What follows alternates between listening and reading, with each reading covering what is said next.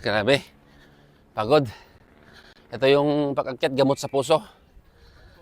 Kung may alta pressure ka, ito na yung gamot para mapababa yung blood pressure mo. Joke lang.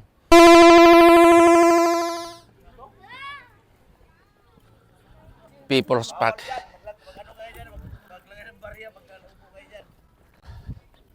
Pumunta po kayo dito sa Tagaytay. Hanapin nyo lang yung People's Park in the Sky.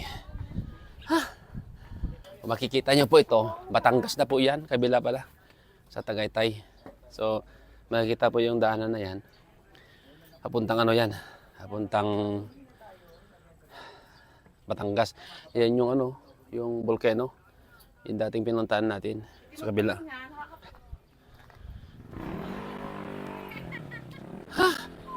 May mga boulders dito na malalaki. Boulders na nilagay.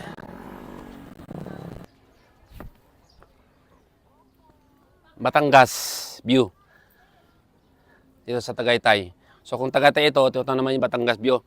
Yung nakikita yung tubig dito, mga kabagis. Saka dito may mga malaking building na nakatayo. Welcome to tayo mga kabagis.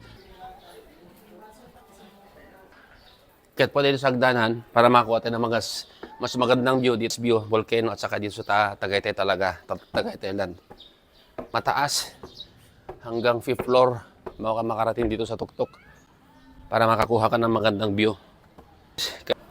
Ito po, kita nyo po to, Batangas po ito. Pag nandito ka sa tuktok, makakakuha kayo ng magandang view. Mga daanan dito sa baba. Sasakyan makagandang tingnan. Kasi nandito kami mismo sa taas. Makikita mo yung Batangas. So dito tayo mga kabagis.